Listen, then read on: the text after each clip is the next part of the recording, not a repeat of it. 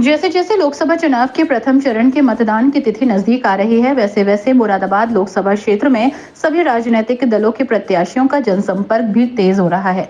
इस कड़ी में मुरादाबाद लोकसभा 6 से भारतीय जनता पार्टी से भाजपा प्रत्याशी कुंवर सर्वेश सिंह के समर्थन में उनके विधायक पुत्र और जनप्रतिनिधियों के द्वारा भाजपा प्रत्याशी के समर्थन में जनसंपर्क और नुक्कड़ सभा कर भाजपा प्रत्याशी के पक्ष में मतदान करने की अपील की जा रही है।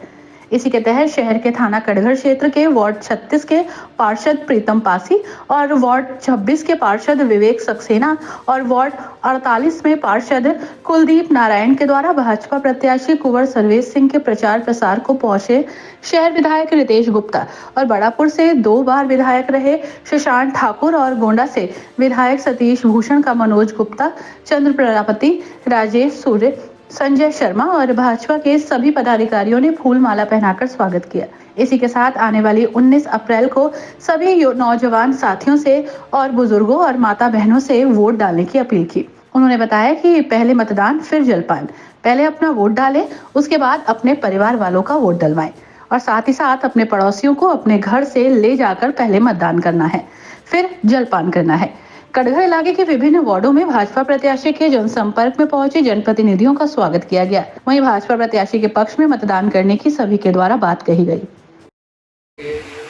मतदान की संख्या अधिक हो, मात्र इस विषय पर बोलना चाहूंगा। अधिकतर हम लोग गंभीरता राष्ट्र के चुनाव की वोट के टर्नआउट, वोटिंग परसेंटेज के टोटल वोट पड़ने के आधार पर अगर आप तुलनात्मक विश्लेषण करें तो हम सब चिंतित तो रहते हैं कि भाई हाँ, देश में मोदी जी का राज हो, भाजपा की सरकार हो और इस प्रकार का शासन अच्छा है, राम मंदिर बनना चाहिए, ये होना चाहिए, इस प्रकार का भारत भविष्य होना चाहिए।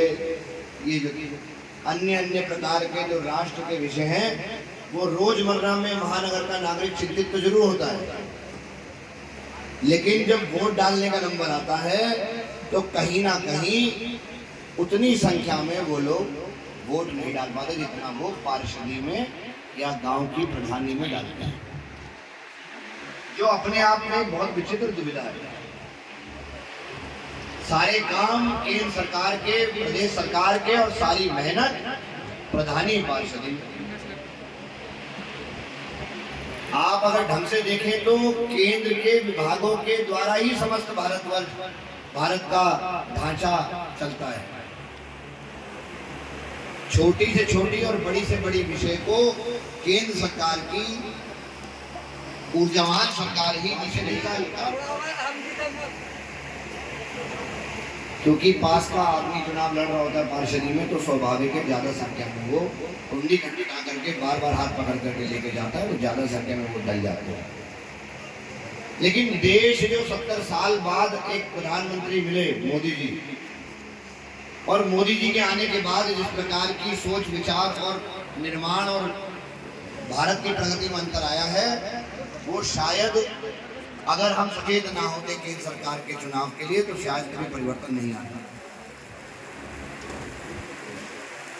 और अगर हम 400 का आंकड़ा पार करने पर चूकते हैं तो यकीन रखिएगा कड़क निर्णय लेने पर मोदी जी को 2 बार सोचना पड़ेगा। 400 का आंकड़ा पार कर लेते हैं तो स्वाभाविक है फिर हमारी इच्छाओं के भारत का निर्माण कई टुकड़ों में लेकर के धीरे धीरे करने की जरूरत नहीं है। एक ही बार में कई कड़क निर्णय इन्हीं 5 साल में हो सकते हैं। क्या निर्णय है वो बहुत विश्लेषण से अभी तक मैनिफेस्टो नहीं जारी हुआ, जब जारी होगा हमारे सबके सामने आएंगे। मगर ये सत्य है कि मोदी जी ने कहा है कि वो आगे आने वाले 100 वर्ष के भारत का निर्माण इन 5 साल में करने वाले हैं।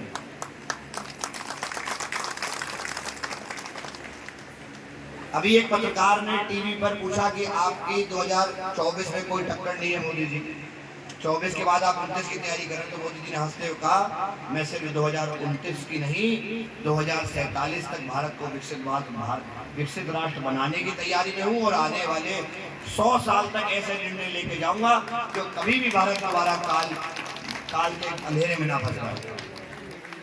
हमारा और आपका योगदान मात्र उस दिन निकल करके 15 मिनट लाइन में खड़े होकर वोट डालने का है। और इसकी गंभीरता जो ना समझे वो ना समझे। चूके और 400 का आंकड़ा कम रह गया तो यकीन रखना निर्णय कड़क लेने भारी पड़ते हैं। गठबंधन की मदद की वजह से कमजोरी साबित होती है।